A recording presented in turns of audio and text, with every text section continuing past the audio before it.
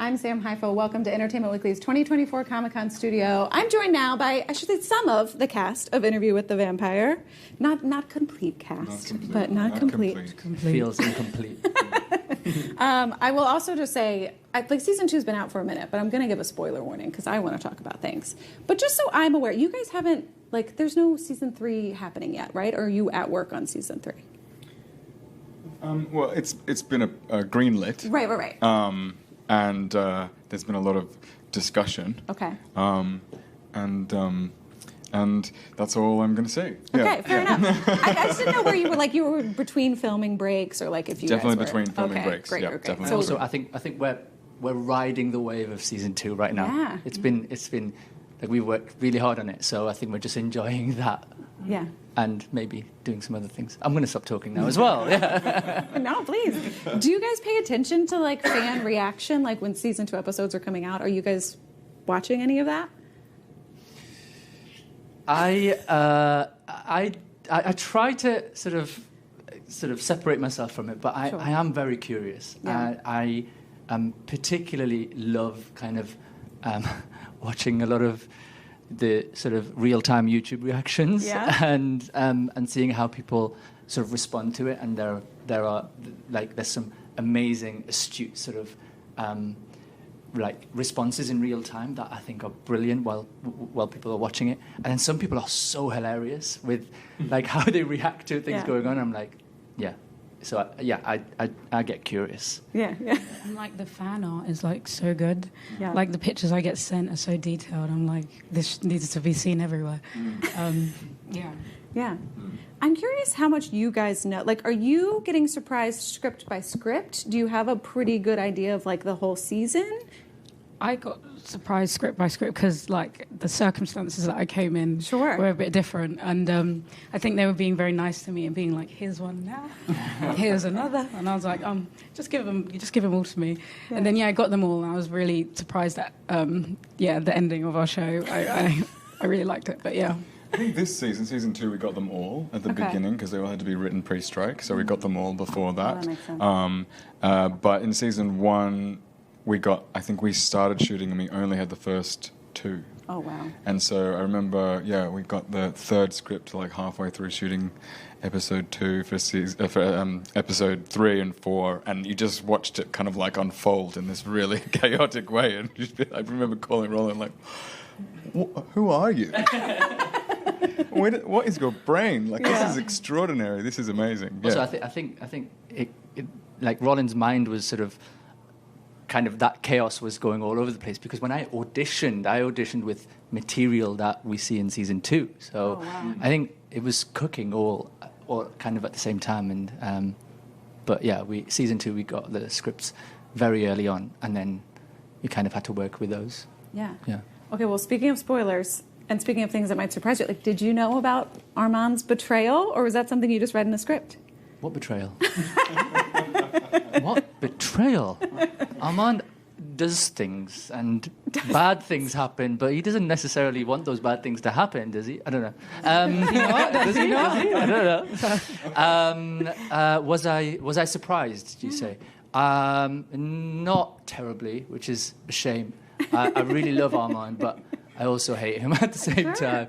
But he doesn't help himself. So yeah. It was, but what I do love is how methodically it's been kind of thought out his journey so that we don't condone it, but we almost in a really fucked up way we understand it. So yeah. That's what I love about all the characters. Because I remember even in season 1, because I watched it recently, I was talking to a good friend of mine. I was very mad at Lestat after an episode. And I was like, man, this man's bad. And she goes, well, is he bad or does he just love too much? And I was like, well, it's a good question. It's kind of a good question with all of them. They're all bad. That's true. And you kind of want them to be bad. I'd be disappointed if Armand and Lestat and Louis and Claudia, if they're not kind of give me my vampire. You know what I mean? I'd be annoyed. You don't want them. We're not the PG version. We are not We are the vampires. R-rated version. Nope. Yeah. And it's violent and it's bloody and it's gothic and it's, bring it on. That's what I want to see. Yeah. So It's true. I don't know. It makes you feel like very strongly. And I think that's like we're so lucky to be in a show that makes audiences and ourselves, like, because we have very visceral reactions to it as well. Like, it's so extraordinary to be in something that creates that level of chaos in a reaction. I mean, it's very hard to feel anything these days because, like, everything's so bleak. Yeah. So at least it makes you remember you're human.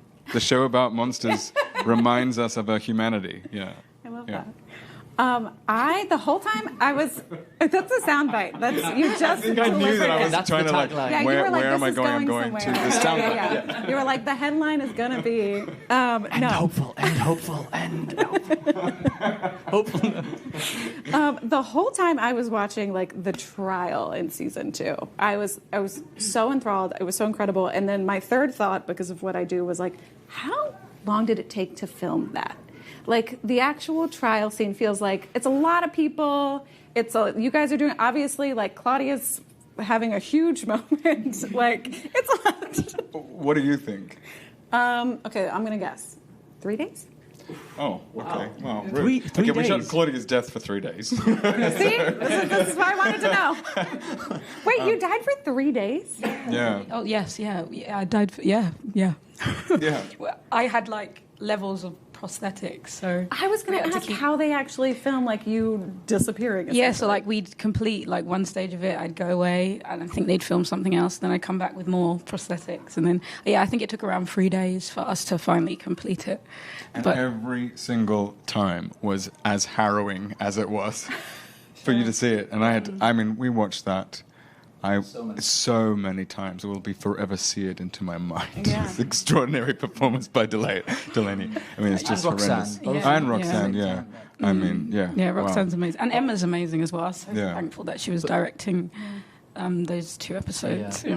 But that trial scene, we started that before the strike, before the writer's strike, Oh, wow. and before we had to shut down. So we began that episode then, and we had to come back and finish it. That was the first thing we came back to when we, after we had 2 months. we had a hiatus in the middle of that episode. Like the most emotional, climactic episode. Yeah. And you came back and you're like, cool, back to work.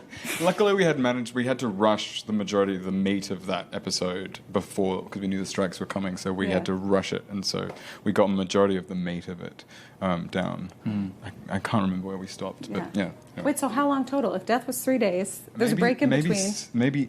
Maybe 9 days. It was like a full episode, sort I of. was about to say, yeah. So it was like 9. I would say 10 or 11. Then we shot other stuff, like the flashbacks and stuff Yeah, added to yeah. the episode. So I think it was only 9 days in the theatre, maybe even less. Yeah, we have to call Emma Freeman and ask her. That's a lot to do.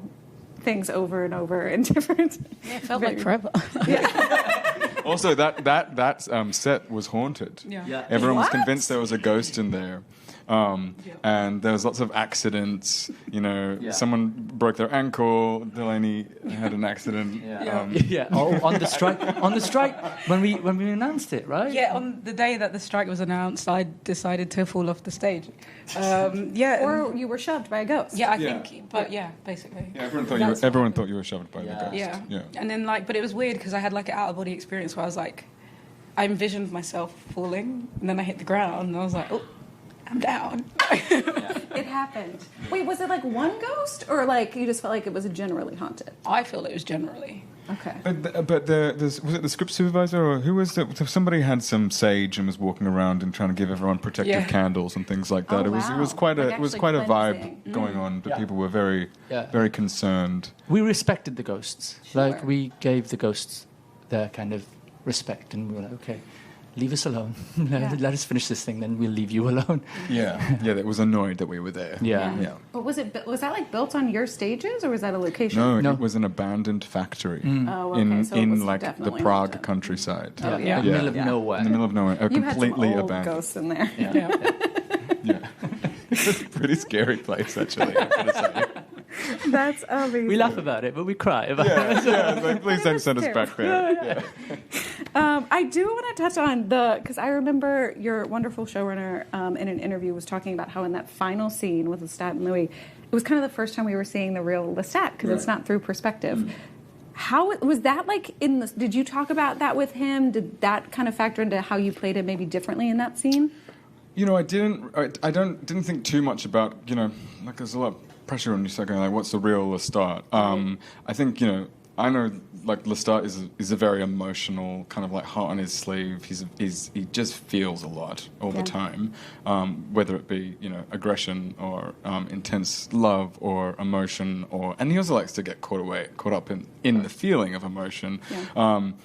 So we knew it was going to be an emotional scene, but he's also like, I don't know if he's in his best way. Oh, sure. He's spent 77 years, like, feeling pretty terrible about himself. So I don't know if that is real Lestat, but it's a very damaged Lestat. Sure. But it's kind of great we talked about like where does this go? Where does this character go, and how can we take him with us now? So yeah, there was a lot of discussion about it. But I mean, he's not always going to be crying and like stuck with his emotional.